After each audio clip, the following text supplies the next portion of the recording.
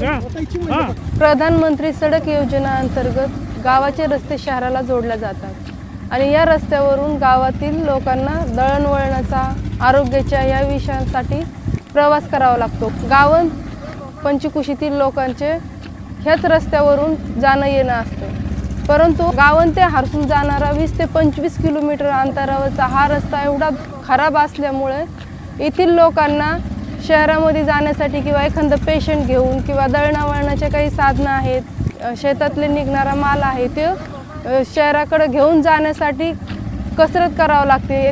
त्याच्यातच गाडींचे भाडे पण वाढले आहेत। इथं आता उदाहरणार्थ जाळी, आपले वांग्याची जाळी जर निघली, एक जाळी तरी गाडी टाकायला लागते, 30 रुपये भाडा घेतात त्याचे, आणि तिथं नेऊन विकायची 100 रुपयाला हारसूलला। मग काय शेतकऱ्याला परवडणार आहे? ह्या रस्त्याचे म्हणजे जर समजा तीच जाळी रस्ता चांगला असता तर मोटरसायकलीवर 2 जणांनी घेऊन गेला असतं, पण मग रस्ता खराब असल्यामुळं ह्या गाडीला न्यायला, मोठ्या गाड्यांना न्यायला लागत आहे, आणि ते गाडीला तर एक जाळीला गाडीवाला नेत नाही, सकाळी न्यायला लागत येतं नाही तर। काही काळापासून आम्ही समुदायाला सोबत घेऊन हा प्रश्न सोडवण्यास सुरुवात केली आणि आता आम्हाला यश मिळाले। आज 10 किलोमीटर पक्का रस्ता झाल्यामुळे समुदाय समाधान व्यक्त करीत आहे। पहिले गाडी म्हणजे रस्ता खूप खराब असल्याने गाडीचे खूप कामं निघायचे वगैरे, म्हणजे टायरच पंक्चर व्हायचे, काही मशीनीतले काम निघायचे असं। आणि पॅसेंजर पण कमी बसायचे पहिले, पण मग आता रस्ता झाल्यामुळे थोडंसं पॅसेंजर बसतात। गेल्या वर्षी गावांच्या लोकांच्या विनंतीवरून मी या 10 किलोमीटर रस्त्याचा प्रश्न सोडवण्यासाठीचा उपक्रम सुरू केला। जवळपास 20 गावांना ही समस्या भेडसावत होती। गेल्या वर्षी गावन ते हारसूल रस्त्याअभावी होणाऱ्या समस्या बाबतीत मी एक व्हिडिओ बनवला होता।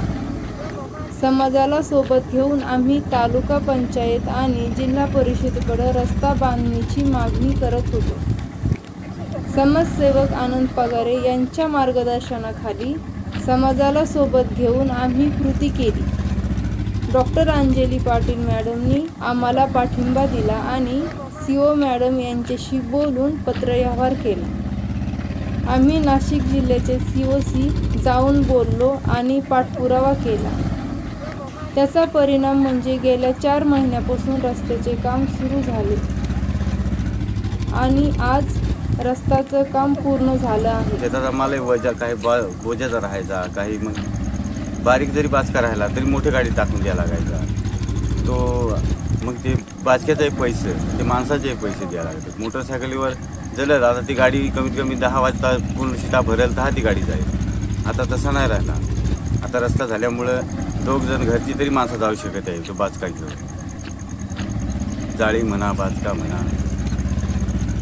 किती गावांचा प्रवास आहे हा? इथून कमीत कमी 10-15 गावं येतात। ताईंनी व्हिडिओ बनवलेला होता ज्यात आपल्या गावात ते हारसूल हा रस्ता खूप खराब धावलेला, म्हणजे खूप खराब होता त्यावेळेला, आणि तो आता ताईंनी कोणत्या अधिकाऱ्यांना पाठवून ते आता रस्त्याचं काम चालू झालेलं आहे। रस्ता चांगला होत आहे आणि आता जायला यायला दळणवळणासाठी चांगलं होत आहे।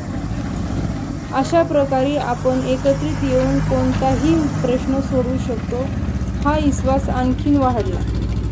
आम्हाला साथ दिल्याबद्दल सर्वांचे आभार।